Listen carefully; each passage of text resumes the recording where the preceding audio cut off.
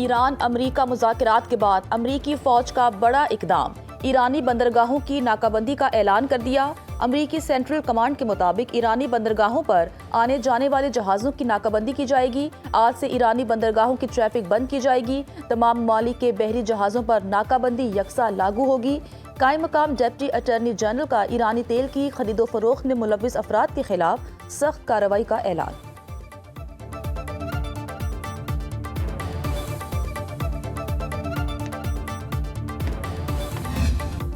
اسلام آباد مذاکرات میں امریکہ ایران بیشتر نکات پر اتفاق ہوئے۔ امریکی صدر کہتے ہیں مذاکرات اچھے رہے، جوہری مسئلے کے علاوہ ایران سے زیادہ تر نکات پر اتفاق ہوا، صرف ایٹمی معاملے پر بریک تھرو باقی ہے۔ ایران نے جوہری پروگرام ترک کرنے کے سوا امریکہ کی ہر تجویز قبول کر لی تھی، یہ سب سے اہم تجویز ہے۔ ٹرمپ کا آبنائے ہرمز کی ناکہ بندی اور ایران کو ٹول ادا کرنے والے جہازوں کو روکنے کا اعلان۔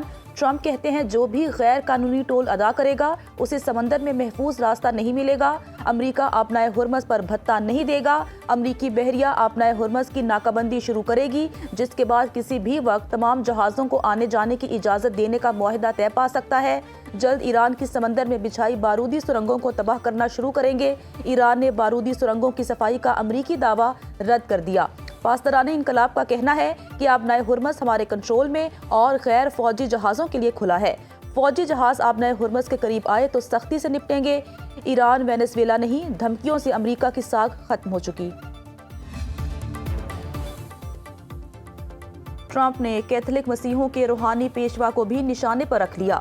امریکی صدر نے سوشل میڈیا پیغام میں لکھا، پوپ لیو کو شکر گزار ہونا چاہیے، وہ پوپ بننے کی فہرست میں شامل نہیں تھے۔ پوپ لیو کو صرف اس لیے منتخب کیا گیا کیونکہ وہ امریکی تھے۔ اگر میں وائٹ ہاؤس میں نہ ہوتا تو پوپ لیو ویٹیکن میں نہ ہوتے۔ پوپ لیو جرائم کے معاملے میں کمزور اور خارجہ پالیسی میں خوفناک ہیں۔ ٹرمپ انتظامیہ کے بارے میں خوف کی بات کرتے ہیں۔ مجھے ایسا پوپ نہیں چاہیے جو امریکی صدر پر تنقید کرے، میں وہی کر رہا ہوں جس کے لیے مجھے بھاری اکثریت سے منتخب کیا گیا۔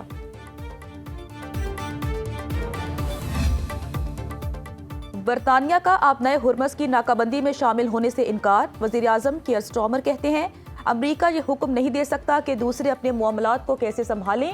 فرانس، اسپین اور دیگر شراکت داروں کے ساتھ مل کر اتحاد قائم کر رہے ہیں، جہاز رانی کی آزادی کے تحفظ کے لیے کام کر رہے ہیں۔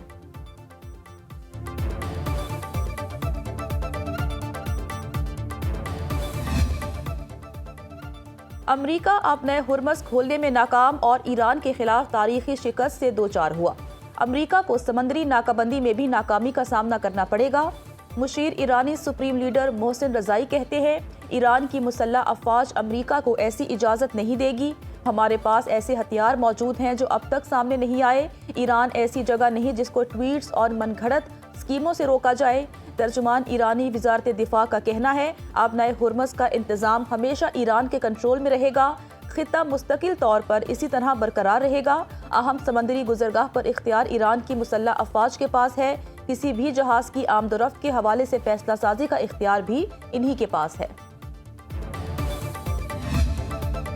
اسلام آباد میں تاریخی مذاکرات ہوئے، معاہدہ ہوتے ہوتے رہ گیا۔ ایرانی وزیر خارجہ عباس عراقچی کہتے ہیں نیک نیتی کا جواب نیک نیتی اور دشمنی کا جواب دشمنی ہوتا ہے۔ 47 سال بعد ایران اور امریکہ کے درمیان اعلیٰ سطح مذاکرات ہوئے۔ ہم اسلام آباد معاہدے سے چند انچ کے فاصلے پر تھے، معاہدہ ہونے والا تھا لیکن امریکی سخت رویہ رکاوٹ بنا۔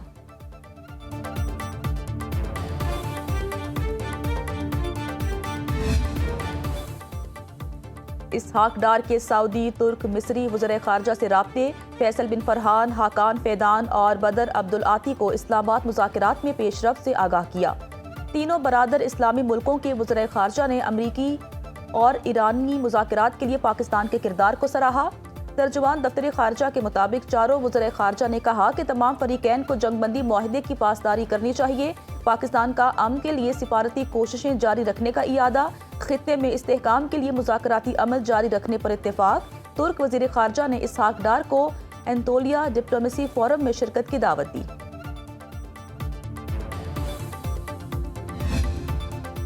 روسی صدر پیوٹن کا ایرانی ہم منصب پزشکیان سے ٹیلی فونک رابطہ۔ ایران اور امریکہ کے درمیان امن کی کاوشوں میں تعاون کی پیشکش کی۔ روس مشرق وسطی میں امن کے قیام کے لیے کی جانے والی کسی بھی کوشش میں سہولت کاری کے لیے تیار ہے۔ ایرانی صدر مسعود پزشکیان کا ایکس پر بیان، کہا روسی صدر پیوٹن سے پاکستان میں ہونے مذاکرات، علاقائی اور عالمی پیش رفت پر تبادلہ خیال کیا گیا۔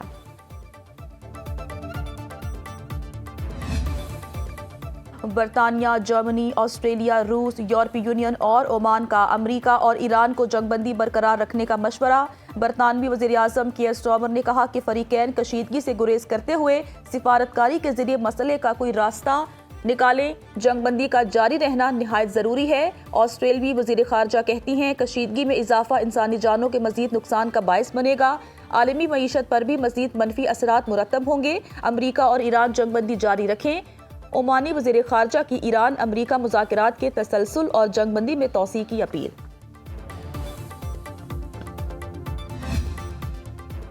اسلام آباد میں مذاکرات کے 21 گھنٹے ضائع نہیں ہوئے، دونوں فریق آمنے سامنے بیٹھے، تحمل سے ایک دوسرے کی بات سنی، یہ طے ہوا کہ معاملہ بات چیت سے حل کیا جائے گا۔ امریکی نائب صدر جے ڈی وینس کا یہ کہنا ہے کہ جو بھی کمی رہی وہ پاکستان کی وجہ سے نہیں، سفارتی سرٹیفکیٹ سے کم نہیں، یہ پاکستان کی میزبانی، ثالثی اور غیر جانبداری کی واضح تعریف ہے۔ ایرانی وفد کے سربراہ باقر کالیباف نے بھی پاکستان کی نیک نیتی اور غیر جانبداری کا اعتراف کیا۔ ایران کا ایٹمی پروگرام، اس پر عائد پابندیاں، آبنائے حرمت سے نقل و حمل اور لبنان میں جنگ بندی جیسے معاملات کو ایک نشست میں ختم کرنے کی بات کرنا غیر منطقی سا لگتا ہے۔ دونوں ملکوں نے مزید بات چیت جاری رکھنے پر اتفاق کیا، جسے پاکستان کی بہت بڑی سفارتی کامیابی کہا جا رہا ہے۔ سعودی عرب، قطر، متحدہ عرب امارات، جنوبی Korean missile defence system, Ukraine سے ڈرون ڈیل اور برطانیہ سے سستے میزائل خرید رہے ہیں۔ ایران جنگ نے مشرق وسطی میں امریکی اسلحے کے سب سے بڑے خریداروں کو امریکہ سے دور کر دیا۔ وال اسٹریٹ جرنل نے کہا خلیجی اتحادیوں نے امریکہ کی بجائے دیگر ممالک سے میزائل سسٹم اور جدید ہتھیاروں کی تلاش شروع کر دی۔ ان کا خیال ہے کہ امریکی اڈے اور امریکی جدید دفاعی سسٹم ایرانی حملوں سے بچانے میں ناکام رہا۔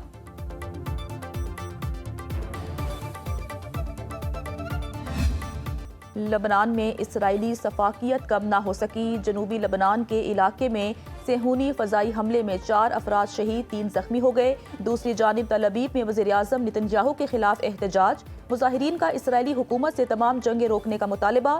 نتن یاہو کے خلاف کرپشن کیس، یروشلم کی عدالت نے 1 ہفتے کے لیے سماعت منسوخ کرنے کی درخواست قبول کر لی۔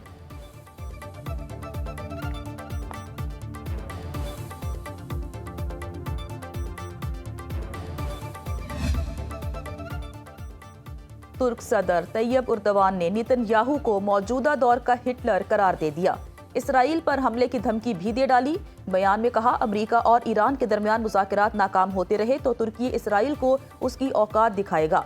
ترکی جس طرح لیبیا اور کاراباخ میں داخل ہوا اسی طرح اسرائیل میں بھی داخل ہو سکتا ہے، اس کے لیے طاقت اور اتحاد کی ضرورت ہوگی جسے حاصل کر رہے ہیں۔ ترک صدر نے کہا اسرائیلی وزیر اعظم نتن یاہو خون اور نفرت میں اندھے ہو چکے ہیں۔ جنگ بندی کے دن بھی اسرائیل نے سینکڑوں بے گناہ لبنانی قتل کر دیے۔ مشرق وسطی تنازع عالمی معیشت کے لیے خطرہ، توانائی کی بلا تعطل فراہمی حکومت کی اولین ترجیح، آبادی میں اضافہ اور موسمیاتی تبدیلی بڑے چیلنجز ہیں۔ قابل تجدید توانائی میں اضافہ ہوا، سولر بجلی 8000 میگا واٹ تک پہنچ گئی۔ وزیر خزانہ محمد اورنگزیب نے امریکہ کی ہارورڈ یونیورسٹی میں پاکستان کی معاشی حکمت عملی پر گفتگو کرتے ہوئے کہا کہ کراچی پورٹ پر ٹرانزٹ میں ریکارڈ اضافہ، گوادر پورٹ کی فعالیت میں پیش رفت ہوئی، روشن ڈیجیٹل اکاؤنٹ میں ریکارڈ ترسیلات زر ریکارڈ کی گئی۔ وزیر خزانہ کا قرضوں کے بہتر انتظام، یورو بانڈ کی بروقت ادائیگی پر اعتماد کا اظہار۔ ہنگری میں تبدیلی آ گئی، عام انتخابات میں اپوزیشن نے میدان مار لیا۔ 16 برس سے برسر اقتدار وکٹر اوربان کو عوام نے مسترد کر دیا۔ ان کی پارٹی نے 199 رکنی اسمبلی میں 138 نشستیں جیت لیں۔ الیکشن میں فاتح رہنما حزب اختلاف پیٹر میگار کو مبارکباد دیتے ہوئے وکٹر اوربان نے کہا شکست تکلیف دہ ہے، اپوزیشن میں بیٹھ کر عوام کی خدمت جاری رکھوں گا۔ پولنگ ٹرن آؤٹ 78% رہا۔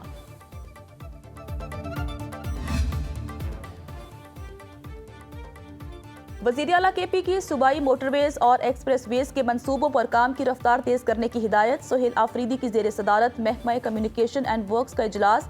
وزیر اعلیٰ کی ضم اضلاع کو آپس میں ملانے کے لیے سڑک تعمیر کرنے کی اسکیم اگلے سالانہ ترقیاتی پروگرام میں تجویز کرنے کی ہدایت۔ وزیر اعلیٰ کے پی نے کہا جدید سڑکوں کا جال بچھا کر عوام کو بہتر سفری سہولیات فراہم کریں گے۔ ترقیاتی منصوبوں کی بروقت تکمیل سے عوام کو ریلیف ملے گا۔